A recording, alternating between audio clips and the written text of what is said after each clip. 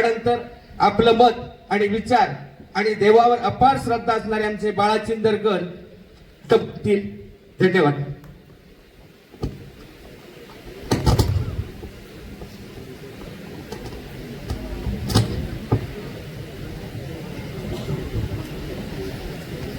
वराड गावचं आराध्य दैव श्री देवेचा आपल्या सदैव पाठीशी उभा राहणारा स्वयंभू महादेव जैनलिंग आई सातेरी, वराडगावचे पालटदार, वराडगावची ट्रस्ट, वराडगावचे ग्रामस्थ, उपस्थित सर्व महिला भगिनी आणि आदरणीय डांटस साहेब, आदरणीय परोळेकर साहेब, उपस्थित सर्वच जण, आज एक वेगळ्याच प्रश्नासाठी इथे आपण उपस्थित आहोत. ज्यावेळेला हे मंदिर बांधलं डांटस साहेब, तेव्हा पण आपण एवढ्या संख्येने उपस्थित नव्हतो. एवढं आपल्या श्रद्धेचं स्थान होतं. सर्वजण वेताळ मंदिरासाठी झटत होते, तरी सुद्धा आपल्याला गरज पडली नाही. पण आज एक मताने गाव एकवटलेलं आहे. मग कुठेतरी प्रश्न पण तेवढाच गंभीर आहे आणि या गंभीर प्रश्नाला आपल्याला वाचा फोडली पाहिजे, कारण त्या भगिनीचे अश्रू आज मी इथे पाहिले. कारण जेव्हा हा प्रश्न माझ्या कानावर आला सुरुवातीला, त्याच वेळा मी एकच प्रश्न म्हणालो की माझ्या महादेवापेक्षा कोण मोठं नाहीये.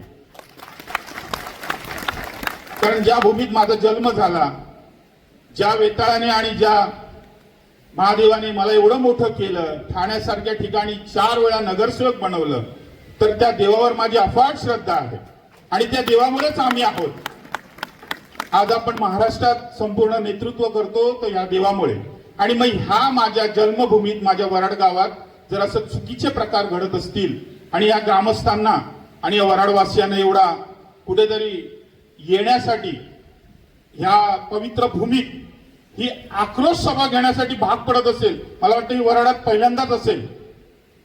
ह्या महादेवाच्या भूमीत ही आक्रोश सभा पहिल्यांदाच असेल ह्या वेताळ मंदिराच्या आवारात. हे खरोखर चुकीचं आहे आणि ही कल्पना चुकीची होती. ही माझ्या संबंधित ज्या वेळेला माझी चर्चा झाली त्यावेळेला मी सांगितलं होतं, हा केवळ बिझनेस आहे. तुम्ही पाहिजे तर ते युट्यूबवर अजूनही बघा, अनेक असे पिक्चर पण त्या निघाले. ओ माय गॉड हा पिक्चर निघाला होता परेश रावळ यांचा, त्याच्यात हे असे सगळे प्रकार घडत होते. आणि ही सगळी मंडळी फसवी आहेत, हे ठग आहेत आणि ही कुठेतरी त्यांच्या गावात त्यांना स्थान मिळत नाही म्हणून इथे आपल्या बाजूला आपल्या गावाच्या वेशीवर, म्हणजे सावरवाड खरोखर हे सीमा आहे ती, म्हणजे ते सावरवाडवाले सीमाच म्हणतात. तिथे आंबा वगैरे आहे तिथे, त्या सीमेवर येऊन प्रस्थापित झालेले आहे. कोणाचा दुर्लक्षित भाग होता, प्लॉटिंग होतं, मालकीची जागा नव्हती, त्या सगळ्या गोष्टींचा फायदा घेऊन वर्षापासून ही सगळे प्रकार घडत होते. पराडकर साहेबांनी, श्यामसुंदर साहेब आपले मित्र आहेत, त्यांनी सांगितलं की आज डांटस साहेब आणि चिंदरकर साहेब यांची काय भूमिका असेल चिंदरकरांची, ह्याच्यावर सगळं अवलंबून आहे. पण मी तुम्हाला माझी भूमिका स्पष्ट सांगितली. ज्या वेळेला आपल्या गावात असे अघोरी कृत्य होतात, म्हणजे खरोखर आपल्या संस्कारामध्येच हे बसत नाही. आपला संस्कार खूप वेगळे आहेत. हे सगळे प्रकार वेगवेगळ्या भागात होतात. प्रत्येक गावाची, प्रत्येक प्रांताची, प्रत्येक विभागाची, उत्तर भारतात शिवाची वेगळी पूजा होते, उज्जैनमध्ये शिवाची वेगळी पूजा होते. प्रत्येकाने आपापल्या पद्धतीने त्या पूजा केल्या. पण माझ्या कोकणाची संस्कृती खूप वेगळी आहे. माझ्या कोकणात कुणकेश्वराचं मंदिर आहे, माझ्या कोकणात आचऱ्याचा रामेश्वर आहे, माझा स्वतः महादेव आमच्या पाठीशी आहे. आमच्या इथे शिव असा पूजला जात नाही आणि कोकणात ही अशी चुकीची परंपरा मुळीच नको. आमची एक वडिलोपार्जित जुनी जी आपल्या वाडवडिलांनी केलेली ही एक प्रथा आहे, त्या प्रथेप्रमाणेच आपण सर्व गोष्टी ह्या केल्या पाहिजे. नवीन पायंडे ह्या कोकणातच नको साहेब, वराडात तर सोडा, आपण कोकणाला तरी विरोध करणार या गोष्टींसाठी. वराडात तर नकोच नको, कारण ही पद्धती चुकीची आहे. आता तुम्ही त्या फॉरेनर टॉम बद्दल बोललात, तो टॉम मी सावरवाडच्या ह्याला गेलो होतो ना, ब्राह्मण भोजनाला, तिथे पण जेवायला होता. म्हणजे बघा, हे टॉम इकडे तिकडे फिरायला लागले. ही ही ही पद्धत नाही, हे चुकीचं आहे. हे आपल्या गावाला अभिप्रेत नाही. मग माझ्या आया बहिणींचं संरक्षण धोक्यात येईल. मग त्यांना संरक्षण कोण देणार? या सगळ्या रूढी आपल्या ज्या कोकणाची संस्कृती ही संपूर्ण जगभरात प्रसिद्ध आहे. त्या संस्कृतीवर आपण अजिबात बाधा आणूया नको. आपल्याला ही जे काय प्रकार आहेत, ज्या कायदेशीर बाबी आणि त्याच्यातून केलेल्या ह्या ट्रस्टीने जो काय आतापर्यंतचा लढा आहे, तो खरोखरच सुंदररित्या आपण सगळ्यांनी तिथे विरोध केलेला आहे. ते तुमचं साई रेसिडेन्सी म्हणून ते संकुल आहे, बाबांच्या नावाचं संकुल आहे. बाबांचा भक्त आहे मी, आणि बाबांचे अशा पवित्र ठिकाणी असे घाणेरडे प्रकार होणं हे पण चुकीचं आहे.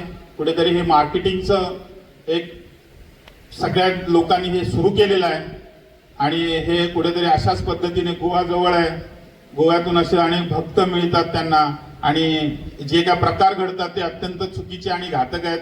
आम्हाला ह्या भागात, मी तुम्हाला तुमच्या माहितीसाठी सांगतो, मी तुमच्याच गावातला आहे. या ठिकाणी शिवसेनेचं माझ्याकडे निरीक्षक आणि संपर्क प्रमुख म्हणून या विभागाचं पद आहे, आणि अशा ठिकाणी आम्ही ह्या गोष्टी कधीच खपवून घेणार नाही. हा लढा आता वराड गावाचा आहे, आम्ही इथे बसलेल्या प्रत्येकाचा आहे, आणि वेळ पडली तर मग 1 नाही 10 लाख लोक पण उभी राहतील, एवढं मी तुम्हाला सांगतो. हा असा चुकीचा प्रकार आम्ही खपवून घेणार नाही. या बाबतीत दांडस साहेब आहेत, ते तुम्हाला योग्य मार्गदर्शन करतील. फक्त आपल्या प्रत्येकाला आपल्या देवावर श्रद्धा ठेवली पाहिजे. आज अध्यक्ष परब साहेब, तुम्हाला मी परत एकदा आठवण करून देतो, आपण आपल्या देवावर अपार श्रद्धा करतो. 14 वर्ष झाली मंदिर बनवून, बरोबर ना सर? तुम्ही म्हणाला तर बाकी कुठले प्रश्न काढू नका, पण तो आता काढावा लागतो.